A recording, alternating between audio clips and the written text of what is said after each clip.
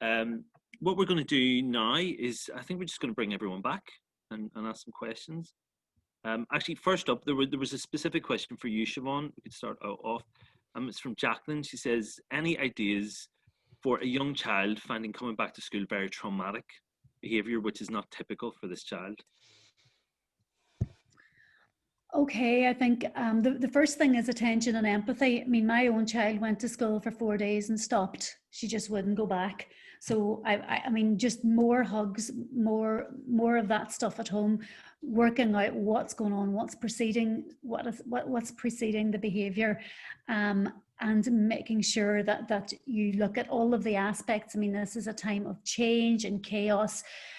So it's important to try and understand what's going on for that child and what shifts have happened there, and ask for help.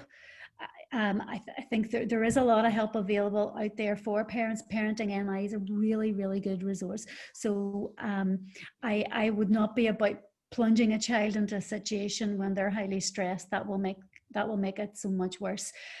So as Joanna Fortune always says, go straight to A&E, which is attention and empathy.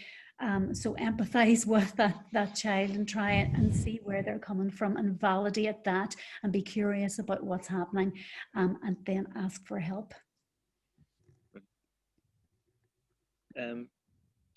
Okay, I've got a question here.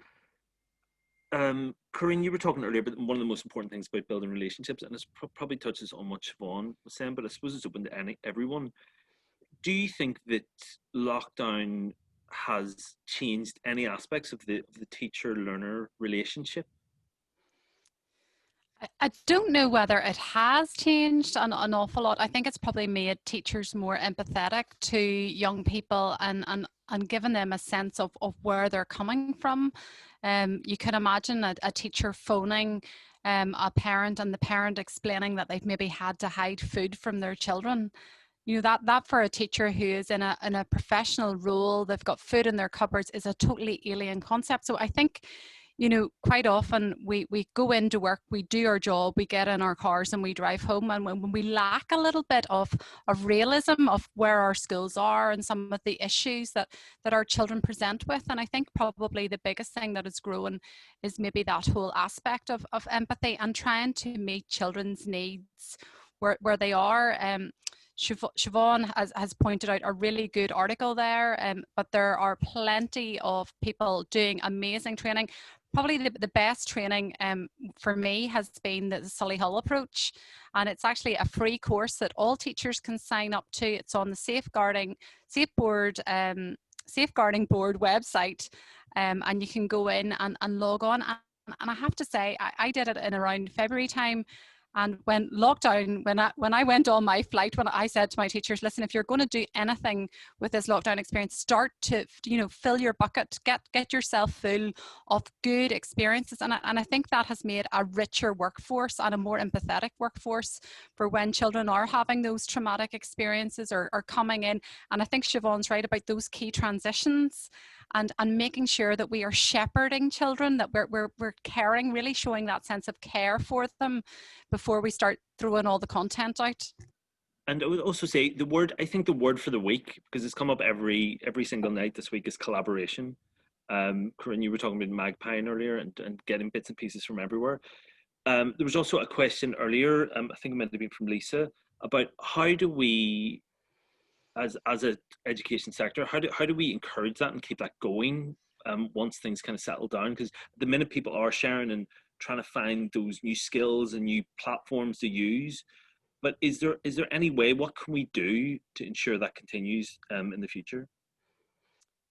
I think Michael has probably hit the nail on the head, you know, tonight. You know, we need support to make these things happen. And I suppose we've went through a period of time where teachers have been in union action, really kind of campaigning for a better work-life balance, and I suppose we need to be really placing value on their professionalism and giving them professional learning time, professional growth time. And I think what Siobhán said about, you know, our own political leaders, whenever they're in control and they've had that time out for thinking and growing professionally, they are better.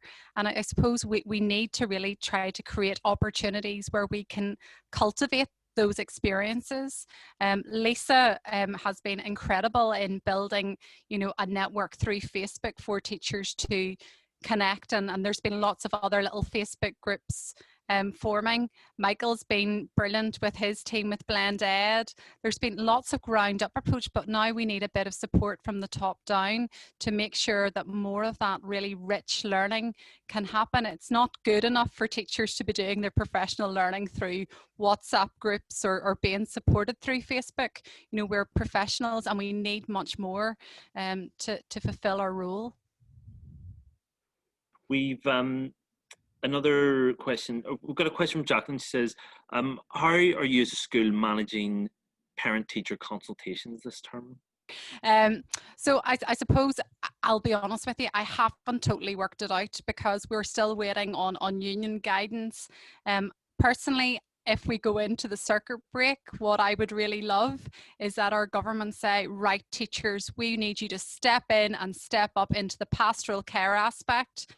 Let's just park the learning and let's focus on the needs of our young people. Let's reach out, let's phone them, let's do home visits. Let's make sure these little humans are doing well and that their parents have enough support, whether we're the signposters, taking them to different agencies, you know, putting them in touch with family support hubs.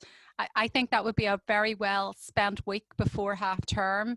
But again, we're just waiting on that kind of clearance and guidance. I know some of the unions did find it quite difficult to encourage members to use things like their personal mobile phones. There's lots of issues, and we go back to that kind of ecosystem and the resourcing that's required.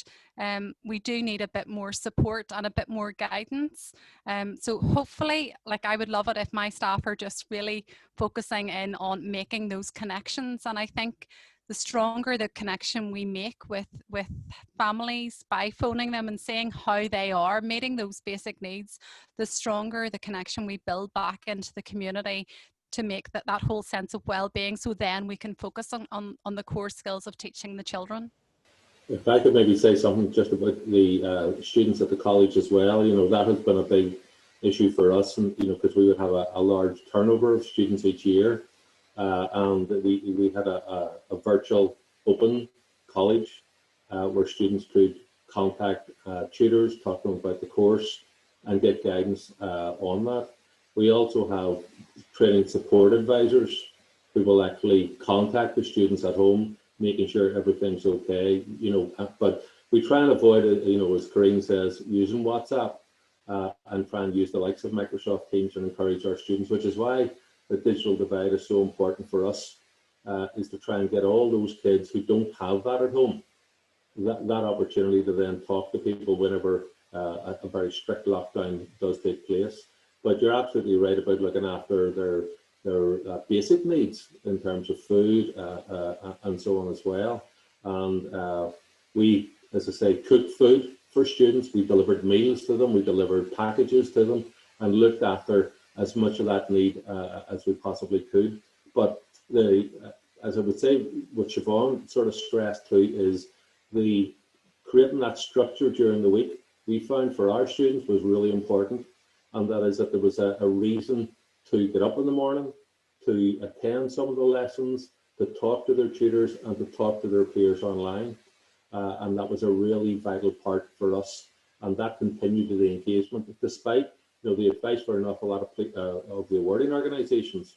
You know, there's a big difference between what happens in a college and what happens in schools. But the big thing for us was to continue the engagement with their tutors and with their peers, and creating that sense of structure for them was really, really important. That's great. We're just running out of time. Was there anything else that any wanted to leave with before we close it off for this evening? Can I just thank the teachers, because you are doing a great job, and I don't think it's recognised. I'm hoping that's changing a bit, but I think we really need to recognise our teachers that, you know, you're doing part of the parenting, you're shaping these young brains, you're supporting mental health, you're supporting resilience. And we really need to look after teachers. And it's okay for me to say this because I'm not a teacher. I think we really must look after and value our teachers and raise awareness of the work that teachers do to support mental health and well-being. So that would be my one take home, and just to thank you all for everything that you're doing, because we'd be lost without you, and the next generation are so glad to have such a supportive group of teachers there. Thank you. A great place to leave it then. So I think that's kind of all for tonight. And that's all for our 4-day digital teach meet. We really hope you've enjoyed it, and we hope you've kind of learned something new or picked something up or felt re-energized with our speakers over the past few evenings. All these sessions, including tonight's, will be available on the BBC Northern Ireland YouTube page, probably this week, but definitely from Monday. And we really welcome your feedback. So if you have any feedback about these sessions, please do email us at learningni@bbc.co.uk. That's learningni@bbc.co.uk. A big thank you to all our speakers tonight, to Dr. Michael Malone, to Corrine Latham, to Michael O'Kane, Professor Siobhán O'Neill, and to all our speakers over the past few nights. And thank you so much for tuning in. Thanks very much, and good night. Good night.